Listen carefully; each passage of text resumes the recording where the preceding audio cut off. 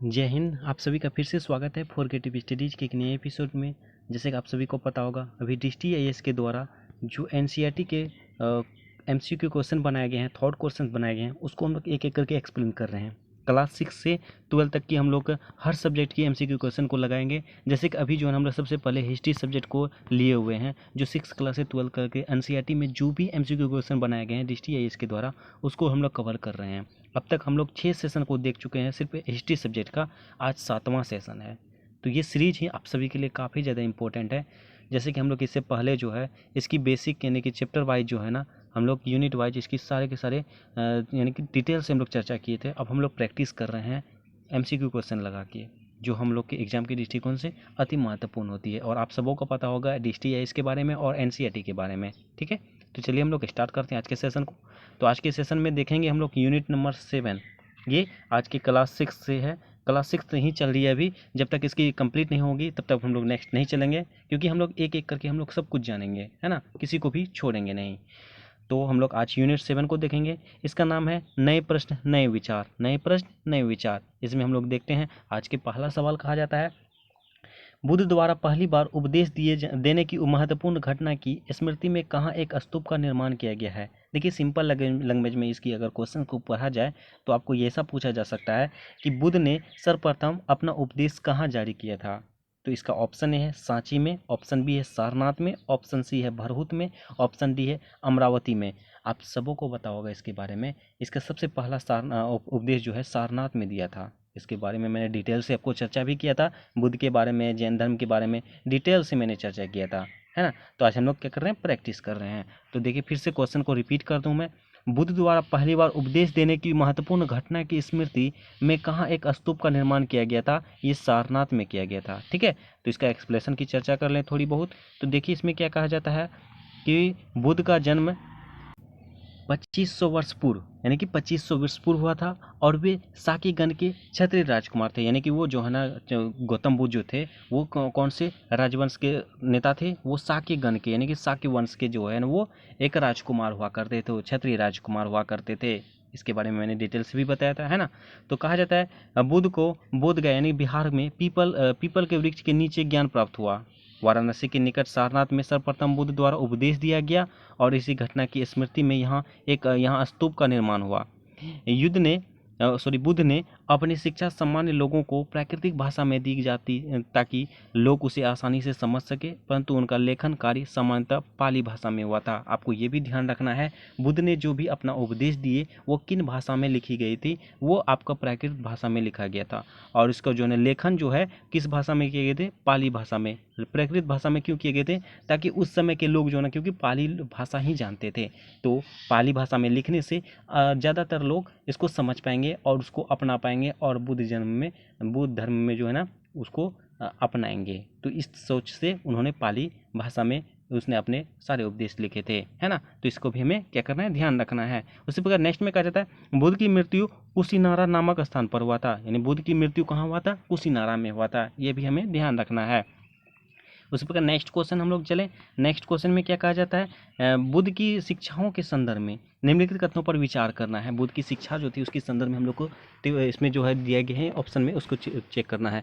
कहा जाता है बुद्ध ने दुख का कारण तृष्णा यानी लालसा को बताया है। ओके, उन्होंने कहा है आत्मसंयम अपनाकर मनुष्य तृष्णा से मुक्ति पा सकता है।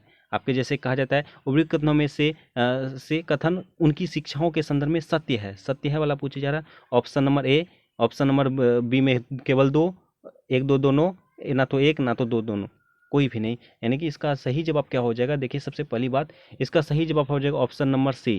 क्या कहा जाता है, दोनों। मतलब कि बुद्ध ने क्या कहता है, दुख का मुख्य कारण क्या बनाया था, तृष्णा को यानी कि लालसा को, लालच को, लोभ को, है ना। तो ये सही है। उसी प्रकार उन्होंने कहा आत्मसंयम अपनाकर मनुष्य तृष्णा से मुक्ति पा सकता है। तो ये दोनों के दोनों क्या है, सही है। बुद्ध ने शिक्षाओं के संदर्भ में ये दोनों के दोनों जो है ना कथन सही है, इन्होंने कहा था। उसके प्रकार नेक्स्ट क्वेश्चन हम लोग आगे चर्चा करें। नेक्स्ट क्वेश्चन में क्या कहा जाता है, देख सकते हैं हमें। देखिए, निम्नलिखित में से कौन सा से कथन जैन सिद्धांत के अनुरूप है।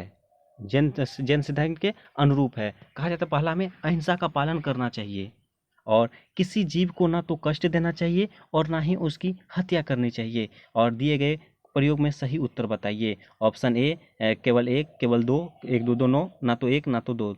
देखिए इसमें क्या हो जाएगा, सही जवाब हो जाएगा ऑप्शन नंबर सी।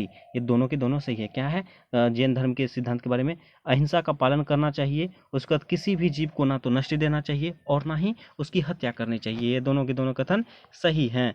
और उपयुक्त कथनों में जैन धर्म के सिद्धांत निकला जिसका अर्थ है विजेता। यानी कि देखिए जैन शब्द किससे निकला था, जीन शब्द से, इसके बारे में भी मैंने बताया था। और इसका अर्थ, शाब्दिक अर्थ क्या होता है, विजेता। जैन का क्या शाब्दिक अर्थ होता है, विजेता। और महावीर ने कहा था सभी जीव जीना चाहते हैं, सभी के लिए जीवन प्रिय है, अतः दोनों कथन क्या है, सत्य हैं। दोनों के बारे में मतलब जीव जंतु और हम लोग जो प्राणी हैं, है ना।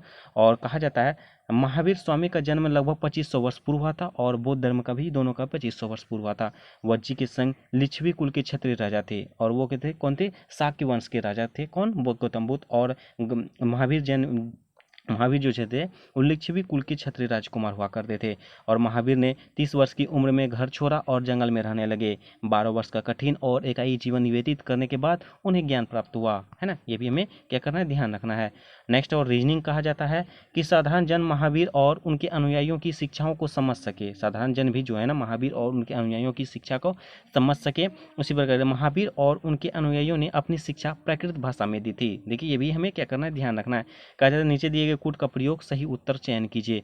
ऑप्शन नंबर ए में कहा जाता है कि ए और आर दोनों सही है और आर ए का सही स्पष्टीकरण है, यानी व्याख्या है। उसी प्रकार ए आर दोनों सही है, आर ए की व्याख्या सही नहीं है। और ए सही है, आर गलत है, ए गलत है, आर सही है। तो इसका सही जवाब क्या हो जाएगा, ऑप्शन नंबर ए। ये दोनों के दोनों सही है और आर ए का सही व्याख्याकरण करता है, ठीक है। तो ये कहा जाता है साधारण जन की महावीर और उनके अनुयायियों की शिक्षाओं को समझ सके। और महावीर और उनके अनुयायियों ने अपनी भाषा जो है ना, शिक्षा जो है प्राकृत भाषा में लिखी थी। मतलब ये आपको ये समझ में आ जाना चाहिए जैसे कि आपका महावीर यानी कि जैन धर्म का भी शिक्षा किस भाषा में लिखा गया था, ये प्राकृत भाषा में। और उसके बाद बौद्ध धर्म का भी प्राकृत भाषा में लिखा गया था। ये हमें क्या करना है, ध्यान रखना है ना। तो चलिए अब नेक्स्ट क्वेश्चन देख लें हम लोग। कहा जाता है निम्नलिखित में से कौन सा से कथन बौद्ध संघ के संदर्भ में सही है। बौद्ध धर्म के बारे में पूछा जा रहा है। कहा जाता है संघ भिक्षुओं का एक संगठन था। संघ जो था, गौतम बुद्ध का संघ जो था भिक्षुओं का एक संगठन हुआ करती थी। और उसके बाद संघ में रहने वाले बौद्ध भिक्षुओं के लिए बनाए गए नियम विनय पिटक में मिलते हैं। ओके उसके बाद नेक्स्ट में ऑप्शन में क्या कहा जाता है, ऑप्शन नंबर में कहा जाता है केवल एक, केवल दो, एक दो दोनों, ना तो एक ना तो दो। देखिए इसका सही जवाब हो जाएगा ऑप्शन नंबर सी, एक दो दोनों। ठीक है, एक दो दोनों में क्या था उसको भी देख लें। कहा जाता है संघ भिक्षुओं का एक संगठन था। ओके सही जवाब है। उसके संघ में रहने वाले बौद्ध भिक्षुओं के लिए बनाए गए नियम विनय पिटक में मिलते हैं। उसके बाद इसका एक्सप्लेनेशन देख लें हम लोग। कहते हैं संघ भिक्षुओं का संगठन था जहां घर का त्याग करने वाले लोग एक साथ रह सकते थे। और संघ में रहने वाले बौद्ध भिक्षुओं और भिक्षुओं के लिए बनाए गए नियम विनय पिटक नामक ग्रंथ में उल्लेखित है। ये दोनों के दोनों ऑप्शन सही है। उसी प्रकार नेक्स्ट में कहा जाता है निम्नलिखित में से कौन सा कथन बौद्ध संघ के संदर्भ में सही नहीं है। देखिए ध्यानपूर्वक आपको क्वेश्चन पढ़ना है, नहीं है पूछा जा रहा है। तो आपके ऑप्शन में कहा जाता है संघ के पुरुषों और स्त्रियों के रहने के लिए अलग अलग व्यवस्था थी। ये तो सही है। और उसमें मतलब सभी व्यक्ति संघ में प्रवेश ले सकते थे, स्त्री पुरुष चाहे कोई भी हो, सभी के सभी इसमें ले सकते थे। और कहा जाता है संघ में प्रवेश के लिए बच्चों को अपने माता पिता से अनुमति लेनी पड़ती थी। इसमें क्या कहा जाता है, देखिए बच्चों के लिए जो ना उसके सरकार जो कौन होते हैं, माता पिता ही होते हैं, तो इसका अनुमति इसको लेना था, ये भी सही है। उसी प्रकार नेक्स्ट में क्या कहा जाता है, लास्ट को ऑप्शन में विवाहित स्त्रियों को संघ में प्रवेश के लिए अपने माता पिता से अनुमति की आवश्यकता होती थी। देखिए जो विवाहित थे वो अपने विवाहित स्त्रियों के लिए जो है ना उसका सरकार कौन होते थे, उसके पति होते थे, ना कि माता पिता। ठीक है, तो ये इसलिए ऑप्शन नंबर डी गलत है। देखिए किस तरह से ऑप्शन पूछी जा रही है, किस तरह से क्वेश्चन बनाए जा रहे हैं, ध्यान रखना है हमें, है ना। तो इस तरह से ऑप्शन नंबर डी इसका सही जवाब हो जाएगा, है ना। तो चलिए नेक्स्ट क्वेश्चन में कहा जाता है कुछ शैलकृत गुफाओं को विहार कहते हैं। विहार के संदर्भ में निम्नलिखित कथनों पर विचार कीजिए। विहार बौद्ध भिक्षुओं और भिक्षुओं की शरणार्थली थी जो बाद में निवास स्थल में बदल गया। पर किसी धनी व्यापारी राजा अथवा भूस्वामी द्वारा दान में दी गई भूमि का विहार निर्माण करता था। ऑप्शन नंबर ए में केवल एक, केवल दो, एक दो दोनों, ना तो एक ना तो दो। देखिए इसका सही जवाब हो जाएगा ऑप्शन नंबर सी, 1 और 2 दोनों, दोनों के दोनों ये सही है। कहा जाता है बिहार से बौद्ध भिक्षुओं और भिक्षुओं की शरण स्थली थी, जो बाद में निवास स्थान में बदल गया और प्रायः किसी धनी व्यापारी, राजा अथवा भूस्वामी द्वारा दान में दी गई भूमि का विहार का निर्माण होता था। इस तरह से ऑप्शन नंबर सी सही जवाब हो जाएगा, है ना। तो आप नेक्स्ट क्वेश्चन में क्या कहा जाता है, नेक्स्ट क्वेश्चन देखिए, नेक्स्ट क्वेश्चन आपके लिए कहा जाता है मिलानशील। देखिए आश्रम व्यवस्था, यानी कि आश्रम व्यवस्था को मिलाना है, उद्देश्य क्या उद्देश्य था इसके बारे में हम लोग को मिलाना है। देखिए ब्रह्मचर्य, ब्रह्मचर्य कौन था, ब्रह्मचर्य आपका जैसे कि विवाह कर गृहस्थ के रूप में रहना, जंगल में रहकर साधना करना और सब कुछ त्याग कर सन्यासी बन जाना और इसके सदा जीवन बिताकर वेदों का अध्ययन करना। देखिए ब्रह्मचर्य का क्या था, सदा जीवन बिताकर वेदों का अध्ययन करना, इसका एक का 4 हो जाएगा। उसके बाद कहता है गृहस्थ, गृहस्थ में कहाँ देखे थे अभी हम लोग देखे थे विवाह, यहाँ ऑप्शन नंबर ए में विवाह कर गृहस्थ के रूप में रहना। देखिए आप ऑप्शन से भी ऐसे भी निकाल सकते हैं, देखिए आपको 2 ऑप्शन मिल गया ए और बी, तो इससे भी आप ऑप्शन नंबर में आगे जो ऑप्शन दिएगा उससे भी आप निकाल सकते हैं। लेकिन हम लोग चर्चा कर लेते हैं पूरा डिटेल से, क्योंकि हम लोग यहाँ सीख रहे हैं, समझ रहे हैं। वानप्रस्थ, वानप्रस्थ में क्या होता है, देखिए वानप्रस्थ में होता है जो जंगल में रहकर साधना करते हैं, जो जंगल में रहकर साधना करते हैं, जो जंगल में रहकर साधना करते हैं वानप्रस्थ कहलाते हैं। और सन्यास, जो सन्यासी होते हैं, देखिए सब कुछ त्याग कर सन्यासी बन जाना, है ना। तो इस तरह से हम लोग का क्या हो जाएगा 4 1 2 3, 4 1 2 3, देखिए ध्यानपूर्वक 4 2 4 2 1 3 कहाँ है, 4 1 2 3 कहाँ है, 4 1 2 3 यहाँ पे है ना। ऑप्शन नंबर बी में 4 1 2 3 इसका सही जवाब हो जाएगा, है ना, 4 1 2 3। तो इस तरह से हम लोग का अब नेक्स्ट क्वेश्चन और रीजनिंग है, ध्यानपूर्वक सुनना है। कहा जाता है आश्रम व्यवस्था में प्रायः स्त्रियों को वेद पढ़ने की अनुमति नहीं थी। ओके, उसी प्रकार जाता उन्हें अपने पतियों द्वारा पालन किए जाने वाले आश्रमों के नियमों का ही अनुसरण करना होता था। इस तरह से आपको सही चयन को कुट करना यानी करना है। ऑप्शन नंबर ए में ए और आर दोनों सही है और आर ए का सही स्पष्टीकरण है। और ऑप्शन नंबर बी में कहा जाता है आर और ए और आर दोनों सही है, परंतु आर ए की स्पष्टीकरण नहीं करता है। और ए सही है, आर गलत है, ए गलत है, आर सही है। देखिए इसका सही जवाब क्या हो जाएगा, ऑप्शन नंबर बी। देखिए दोनों सही है, लेकिन जो है ना आर ए की स्पष्टीकरण नहीं करता है ना, नहीं करता है। देखिए एक्सप्लेनेशन में ये आपका इसमें जो है ना आपका नहीं है, मतलब आश्रम व्यवस्था में प्राय स्त्रियों को वेद पढ़ने की अनुमति तो था ही, अनुमति नहीं था, ठीक है। और उसके बाद उन्हें अपने पतियों द्वारा पालन किए जाने वाले आश्रमों के नियमों का ही अनुसरण करना होता था। ये आपका दोनों के दोनों सही है, लेकिन आर जो है ए का स्पष्टीकरण नहीं करता है। इसको हमें क्या करना है, ध्यान रखना है। और जिस समय बुद्ध उपदेश दे रहे थे उसी समय या उससे भी थोड़ा पहले दूसरे अन्य चिंतक भी कठिन प्रश्नों का उत्तर ढूंढने का प्रयास कर रहे थे। यह चिंतक उपनिषदों से संबंधित थे और इन उपनिषदों के संदर्भ में निम्नलिखित कथनों पर विचार करें। देखिए उपनिषद के बारे में कहा जाता है। उपनिषद, देखिए उपनिषद जो उत्तर वैदिक ग्रंथों का एक हिस्सा हुआ करते थे। ओके, उसे कहता है उपनिषद का शाब्दिक अर्थ है गुरु के समीप बैठना। ओके, ये भी है, ध्यान रखना हमको ऑप्शन, है ना। नेक्स्ट में कहा जाता है, नेक्स्ट में होता है इन ग्रंथों के अध्यापकों और विद्यार्थियों के बीच बातचीत का संकलन किया जाता है। देखिए ये तो तीनों के तीनों सही है, क्या कहा जाता है, नहीं सॉरी, तीनों में तीनों कौन सा है, 1 2 3 यहाँ पे है ना। उपनिषद क्या होता था, जो गुरु के समीप बैठा था, और उपनिषद के बारे में जो है ना क्या होता था, विद्यार्थी और गुरु जो है दोनों आपस में बातचीत हुआ करते थे। तो ये दोनों तीनों के तीनों क्या है, सही जवाब है ना। तो उपनिषद के बारे में यही है। इसके बारे में नेक्स्ट क्वेश्चन में कहा जाता है उपनिषदों में संकलित या संकलित वार्तालापों यानी चर्चाओं के संदर्भ में निम्नलिखित कथनों पर विचार कीजिए जो सही नहीं है ना, नहीं है पूछा जा रहा है। कहा जाता है इन चर्चाओं में भाग लेने वाले अधिकांश पुरुष ब्राह्मण तथा राजा होते थे। ओके, ये सही जवाब है। और उसके बाद इनमें कभी कभी गार्गी जैसी स्त्री विचारकों का भी उल्लेख मिलता है। इसमें कभी कभी जो है ना गार्गी स्त्रियों का उल्लेख मिलता है। ओके, उसी प्रकार विद्वता के लिए प्रसिद्ध गार्गी राज दरबारों में होने वाले वाद विवाद में भाग लिया करती थी। ओके, उसके नेक्स्ट में कहा जाता है लास्ट में निर्धन व्यक्ति भी इस तरह के वाद विवाद में चढ़कर हिस्सा लेते थे। निर्धन व्यक्ति भी जो है इस तरह के वाद विवाद पर बढ़कर हिस्सा लेते थे। नहीं, ये गलत है। ऑप्शन नंबर डी इसका सही जवाब हो जाएगा, है ना। ऑप्शन नंबर डी इसका गलत जवाब, सही जवाब हो जाएगा। नेक्स्ट क्वेश्चन कहा जाता है निम्नलिखित कथनों में कौन सा कथन सही नहीं है, निम्नलिखित में से कौन सा कथन सही नहीं है पूछा जा रहा है। कहा जाता है बौद्ध धर्म जैन धर्म का समर्थन मुख्यतः व्यापारियों द्वारा किया गया। और उसके बाद किसानों के लिए जैन धर्म के नियमों का पालन अत्यंत कठिन था, क्योंकि फसल की रक्षा के लिए उन्हें कीड़े मकोड़े को मारना पड़ता था। ये भी सही है। और उसके बाद कहता है बाद की सदियों में उत्तर भारत में के साथ साथ जैन धर्म का विस्तार गुजरात, तमिलनाडु और कर्नाटक में भी हुआ। ओके।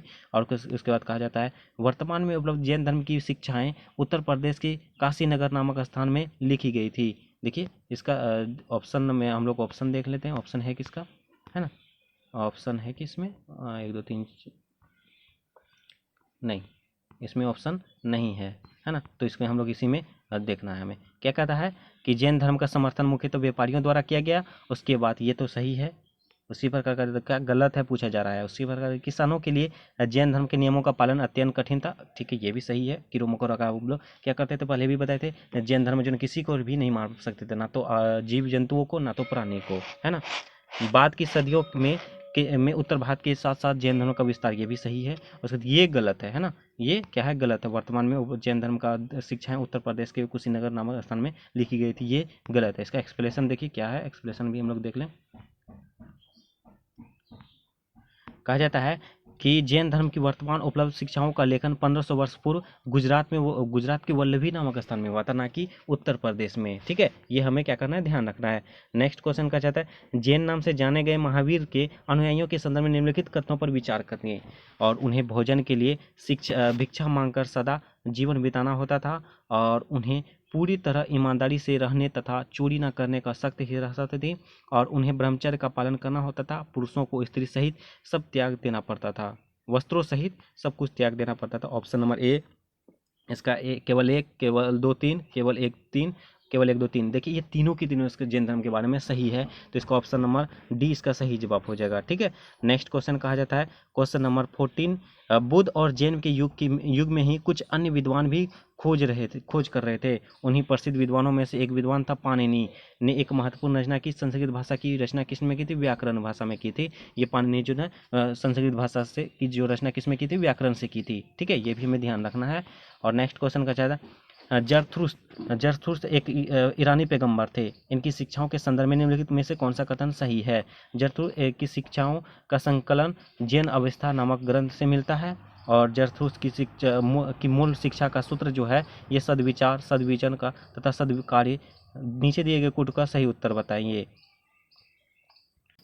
केवल 1 केवल 2 1 2 2 दोनों, ना तो 1 ना तो 2। देखिए इसका सही जवाब क्या हो जाएगा, ऑप्शन नंबर सी। ये दोनों के दोनों सही है। ठीक है, ऑप्शन नंबर सी इसका सही जवाब हो जाएगा। और नेक्स्ट क्वेश्चन क्या कहा जाता है, नेक्स्ट और लास्ट क्वेश्चन आज के इस सेशन का और आज के इस यूनिट का, जातक कथाओं का संकलन निम्नलिखित में से किसके द्वारा किया जाता था। जातक कथाओं का जो है ना संकलन निम्नलिखित में से किसके किया जाता है, बौद्ध धर्मों के द्वारा। कहाँ है बौद्ध धर्म, यहाँ बौद्ध अनुयायियों के द्वारा। बौद्ध अनुयायियों के द्वारा जो है ना जातक कथाओं का संकलन किया जाता था। इसकी एक्सप्लेनेशन की चर्चा करें तो कहा जाता है जातक कथाएं वे कहानियां हैं जो आम लोगों में प्रचलित थी। इनका संकलन बौद्ध भिक्षुओं के द्वारा किया गया था।